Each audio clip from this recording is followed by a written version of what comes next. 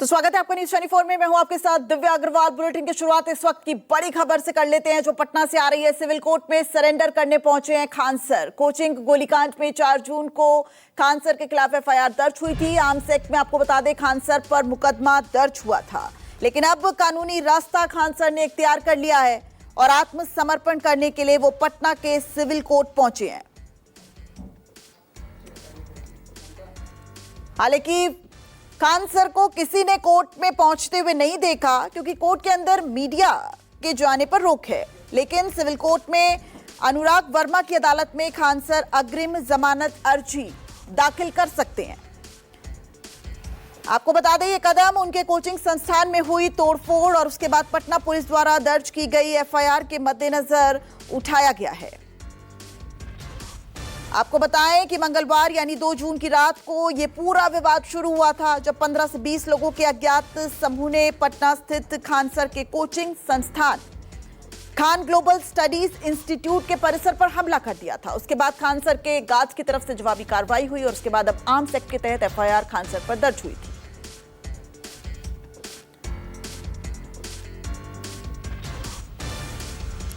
तो सौरभ हमारे सहयोगी हमारे साथ ज्यादा जानकारी के साथ जुड़ गए हैं। सौरभ, कल हम बात कर रहे थे कि खान सर की मुश्किलें बढ़ सकती हैं चूंकि खान सर पर एफआईआर दर्ज हो गई थी, लेकिन अब लगता है कि खान सर ने सबसे सेफ ऑप्शन जो था कानूनी रास्ता अपनाने की कोशिश की और उसी के तहत खान सर आज कोर्ट पहुंच गए।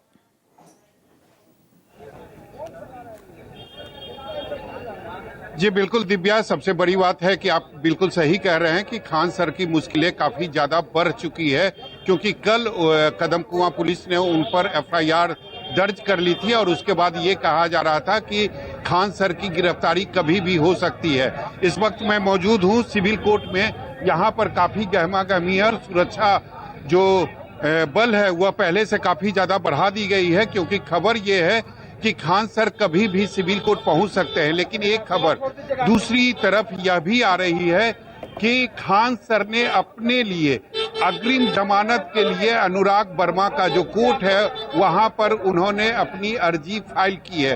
तो निश्चित तौर पर अगर अग्रिम जमानत के लिए उन्होंने अपनी अर्जी दी है तो खान सर यहां पर यानी इस वक्त सिविल कोर्ट नहीं पहुंचेंगे क्योंकि अगर वो यहां पहुंचेंगे तो उनकी गिरफ्तारी हो सकती है। वो सिविल कोर्ट तभी पहुंचेंगे जब उन्हें अग्रिम जमानत मिल जाएगी और जब बेल बॉन्ड भरना होगा तभी वो टेक्निकली यहां पर पहुंचेंगे। लेकिन दूसरी खबर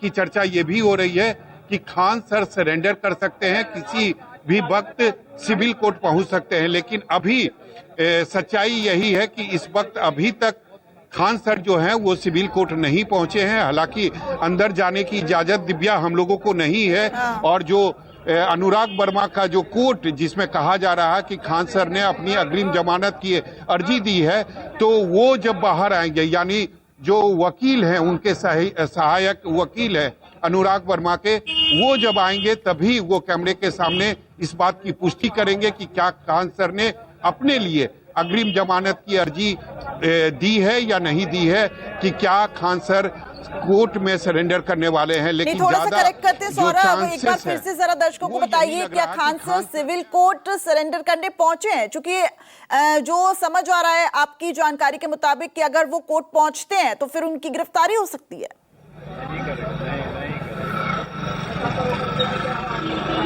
जी बिल्कुल दिव्या, क्योंकि खान सर को अभी जमानत नहीं मिली है। ऐसे में अगर खान सर सिविल कोर्ट आते हैं तो उनकी गिरफ्तारी हो सकती है क्योंकि यहाँ पर आप मेरे पीछे देख सकते हैं मैं भी इस वक्त सिविल कोर्ट में मौजूद हूँ। हालांकि मैं गेट के पास मौजूद हूँ, इससे अंदर जाने की इजाजत मीडिया को नहीं है। और मेरी जो अभी तक जानकारी है कि खान सर सिविल कोर्ट नहीं पहुंचे हैं। उन्होंने अनुराग वर्मा के कोर्ट में अपने लिए अग्रिम जमानत की अर्जी फाइल की है और जब उन्हें जमानत मिल जाएगी उसके बाद खान सर बेल बॉन्ड भरने के लिए इस सिविल कोर्ट पहुंचेंगे। लेकिन अभी तक उनको अग्रिम जमानत नहीं मिली है, इसीलिए जो यह खबर चल रही है कि Khan sir Patna civil court पहुंचे हैं। अच्छा। मेरे खबर के अनुसार यह बेबुनियाद है। खान सर तभी यहां पहुंचेंगे जब उन्हें अग्रिम जमानत दे दी जाएगी। इसके साथ एक खबर और है कि खान सर के जो 2 बॉडीगार्ड हैं जिनको पुलिस ने गिरफ्तार कर जेल भेज दिया है,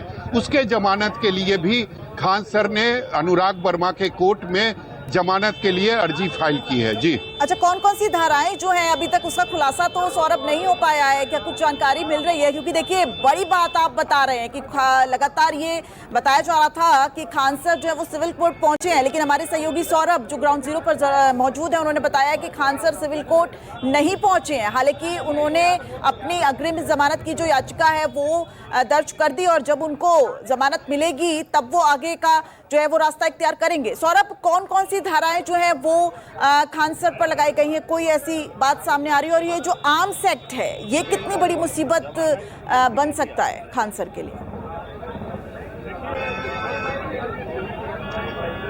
जी बिल्कुल मुसीबत बन सकता है दिव्या। सबसे बड़ी बात है कि खान सर को यह इजाजत नहीं थी, क्योंकि प्राइवेट सुरक्षा उन्होंने ले रखी थी। जो नोएडा की एक एजेंसी है वो वहां से ही उन्होंने अपनी सुरक्षा बहाल की थी और उनके सुरक्षा में एक नहीं बल्कि 12 जो बाउंसर थे वो हथियारों के साथ रहते थे और उसी में से 2 सुरक्षा कर्मियों ने उस दिन हवाई फायरिंग की थी और जिसका वीडियो बाद में वायरल हुआ था और उसी के आधार पर उनका जो बॉडीगार्ड था खान सर का, उसकी अरेस्टिंग हुई थी और उससे पूछताछ हुई थी और उसने अपने पूछताछ में ही बताया था कि खान सर ने उसको कहा था कि तुम फायरिंग करो, जो भी होगा हम देख लेंगे। तो निश्चित तौर पर पहला आरोप खान सर पर यही है कि उन्होंने पुलिस के सामने अपना झूठा बयान दिया। उन्होंने कहा, सबसे पहले उनका जो बयान था वो ये था कि सामने वाला जो कोचिंग संस्थान था उसके तरफ से गोलीबारी की गई थी और उसके बाद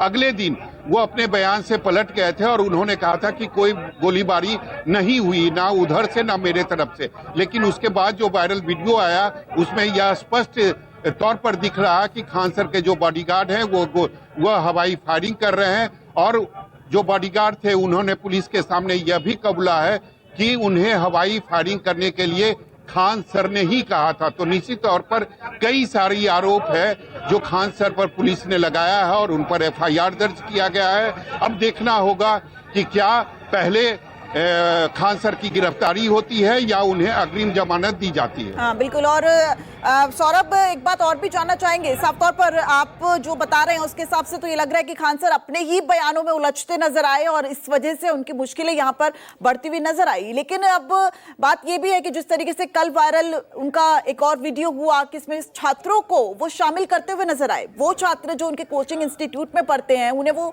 समझाते नजर आए कि किस तरीके से आरोपी आए और आत्मरक्षा के तहत उन्होंने ये पूरी कार्रवाई की। ये जो आत्मरक्षा वाला उन्होंने बात कही है उसके मुताबिक क्या लगता है कि पुलिस कन्विंस हो पाएगी या आने वाले समय में क्या उनको जमानत मिल पाएगी? मुझे नहीं लगता दिव्या। सबसे बड़ी बात है कि वो बच्चों के सामने अपनी सफाई दे रहे थे और वो चाहते थे कि बच्चे एक हथियार के रूप में सामने आए, क्योंकि ये खान सर को पता था कि अपने ही जाल में वह बुरी तरीके से फंस गए हैं। निश्चित तौर पर खान सर बच्चों को समझा नहीं रहे थे, बच्चों को बता नहीं रहे थे, बल्कि बच्चों को भड़का रहे थे। वो चाह रहे थे कि बच्चे उनके तरफ आ जाए। अगर खान सर कल गिरफ्तार होते हैं तो बच्चे सड़क पर उतरे, जैसा कि पहले भी हम लोगों ने तस्वीर देखी है, जो निश्चित रूप से यह कहीं से भी एक शिक्षक को शोभा नहीं देता है कि आप अपने क्लासरूम में बच्चे को बताएं कि उनके साथ क्या क्या हुआ। और उसी समय आप वीडियो में देख रही होगी दिव्या की खान सर ये भी कर रहे हैं बच्चों को कि उस तरफ से फायरिंग हो रही थी तो हम अपने अंगरक्षक को क्या कहेंगे कि तुम गोली खाओ, तुम्हारे फोटो पर माला चढ़ाया जाए। तो निश्चित तौर पर भड़का रहे थे खान सर अपने बच्चों को और एक हथियार के रूप में इस्तेमाल कर रहे थे, क्योंकि खान सर को ये पता था कि आने वाला जो समय है वह उनके लिए काफी कठिन होने वाला है। तो निश्चित तौर पर अब खान सर के सामने 2 ही विकल्प है, या तो वो सरेंडर करें, लेकिन सरेंडर वो तभी करते जब वो अग्रिम जमानत के लिए याचिका नहीं डालते, लेकिन अब उन्होंने अग्रिम जमानत की अर्जी डाल दी है, इसलिए सरेंडर की जो संभावना है वह बिल्कुल खत्म हो गई है। बहुत शुक्रिया।